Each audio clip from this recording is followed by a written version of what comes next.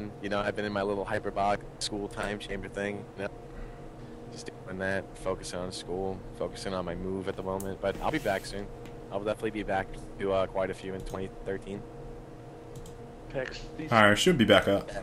Oh, yeah, I'll definitely be there for that. Had a spike that killed it. I hate that. It's annoying. Yeah, you're live again. It looks good.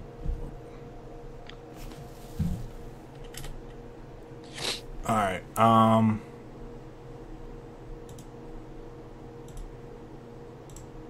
no, why wouldn't I do that? What was I saying? Oh yeah, that it was annoying. The sniper was annoying. And 3 snipes. And 3 snipes is annoying. So yeah, the long shot, it now pierces through people. So if you get, what is it, like Halo and I think Call of Duty does that too. So if you get if 2 people are lined up and you get a double headshot, you get both. So that's one of the distinguishing features of it. I'm trying to think what else. I personally think that's cool as hell. I think we've all been waiting for that for a long, long time. Just, you know, because it'd just be awesome to see. Right. That'll be in some montages. Oh, yeah, definitely. Without a doubt. There's just going to be some crazy stuff that happens. I guess one of the questions I had... I'd like to talk about the validity of the new game types as competitive.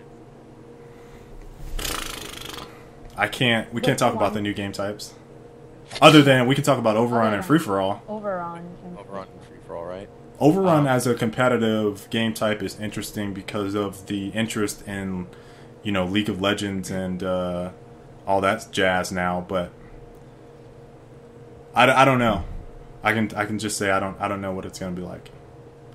I would say that it could be a competitive game type, and it could not be also. I can see it both ways, so I also don't really know. The one thing that I saw Hypostation tweet out that I found very interesting was the use of, you know, if we're talking competitive for a moment, using FFA for anyone that loses early in their matches at tournaments to allow people to just, you know, have the luxury of to keep playing, you know. For example, take someone like, I guess I'll put myself down for a second. Let's say me, Hype 2. I got knocked out a little early, to say the least. So, like, if I wanted to keep playing the game, or someone else wanted to keep playing the game, using FFA for people to just play in general so they could have a good time and not leave events early, I thought that was pretty cool. Right. The way they spoke about it, at least. I think that's always a good side thing. That's always a good side thing to add in, just like, you know, Halo had it at everything. You know, they always have free-for-all because people just like free-for-all. Yeah. Just something to keep people entertained. I'm trying to fix this screen region. You guys can Rob and Pucca, you guys can ask them some questions as well, because they're gonna have some different opinions than me. No, don't ask me because I'll just piss everyone You off. just troll everybody. I love you, Rob. I'm just saying, are we live on something right now or is this private? No, we're live. We are live. Oh, we're live? Alright, let me share the awesome news about kill streaks then. Now.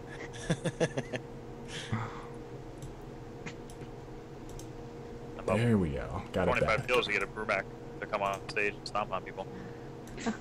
I don't actually enjoy that. Why are you encouraging this right now? There we go. Alright, I got it. I might as well take the brunt of the hate from the entire Gears community and place it on my shoulders because let's face it, blame Ocey.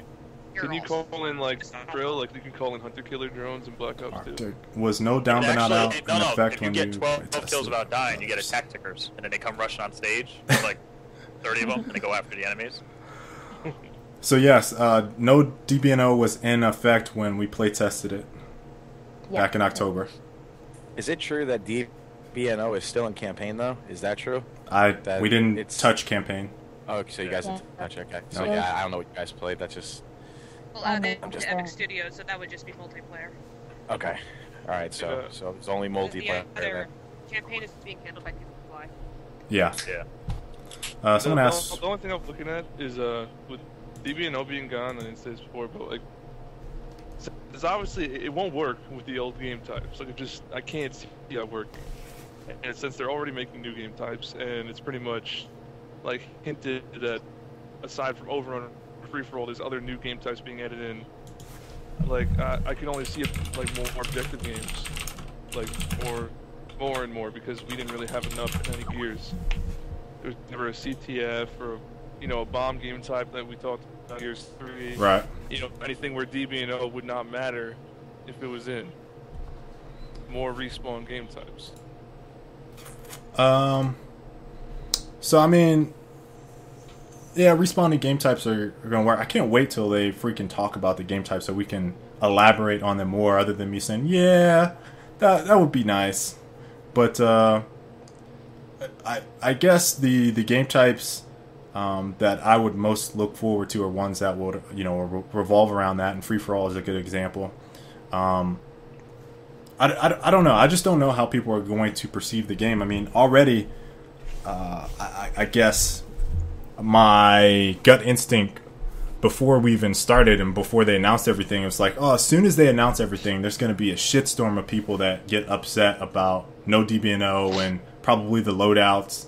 But the gameplay is really good. I mean, that's the really, I guess, polarizing thing about it. I like using that word because Cliffy liked to say that, I should say. Polarizing. Yeah. Gears of War is polarizing. But That's exactly what you would say. All right, well, let me get down to where my core concern is. And I guess this kind of gets back to esports, but it gets back to what I need to do with GearsCon is how do you make this game a good viewing experience when you take out DBNO? I think one game type that completely comes to mind right away is going to be King of the Hill. Obviously, we can't speak of it too much. I know you guys can't confirm anything, but from what I saw from things from Quinn that I've done in my research, is I saw that it was apparent. Obviously, you cannot confirm this for me, obviously, because your guys' contracts and everything. But from what I heard is that for King of the Hill, it's only going to be one set order of hills. So I mean, Quinn posted about that, I think, once on Twitter. I don't know if that's true. This is speculation. I could be wrong, and obviously you can't confirm it for me. But a game type like King of the Hill, if it is modified, since its first appearance really was Gears of War 3, if it's modified to be a much better game type, then I see that being a bonus. If wave respawns are fixed to a certain extent, you can't really spawn camp, things like that, then I think we might see ourselves a pretty darn good game type, That's definitely one thing, looking at it from now, that I see that has a, possibility of success. I don't know what you guys think about it. I mean, hypothetically, I guess. Yeah, of course, you can't say definitely. I understand that. If King of the Hill were in it and it was like Gears of War 3, my biggest issue with King of the Hill was that, the hill's locked.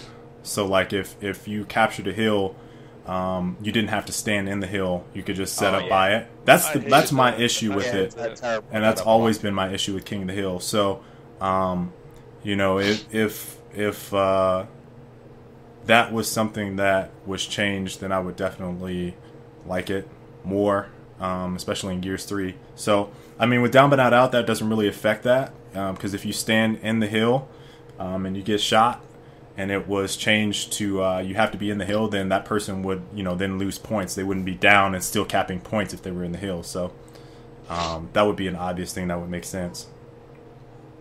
Yeah, I think if that was done with set hills, something about the wave respawns, like so that you're not leaving people with super long spawns, and when you die, you spawn on a set timeout. And, hypothetically, something like 7 seconds or something like that, or 5 seconds. I don't know. But whatever they decide to do, I think if we had something like that for King of the Hill, then we could see that game type getting a massive improvement. I mean, I hope to see it. Obviously, no one can confirm that, but from what I've been seeing, that definitely seems like it's positive. So I don't think it negatively affects the game whatsoever.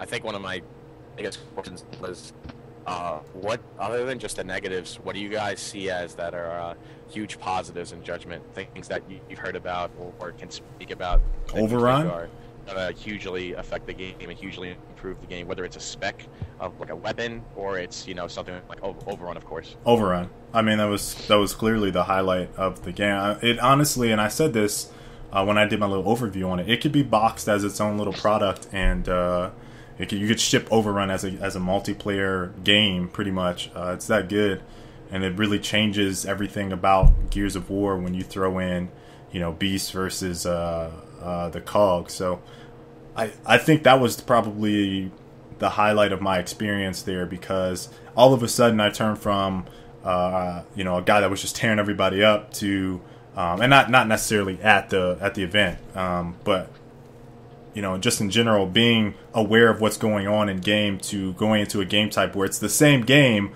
but I have no idea what I should be doing. So it was like a refreshing experience for me. Yeah, I can't wait to play that. To be honest, I just want to see what it feels like. I've heard so many things about it. I just want to kind of play it. I'm off the wait. Well, hands on. So let me tell you something. To be honest, I'm talking. I'm already gonna get hate in chat just because it's me talking, because no one likes me. But the fact is, we played the game, and I know you do. Kenny only loves me when we drink and dance. But the fact is, yes, we did talk about Overrun coming out as being this awesome game type, and a lot of people were like, oh my god, they're only talking about Overrun. But it was that awesome. Now, as far as free-for-all mode goes, everyone's complaining about that out.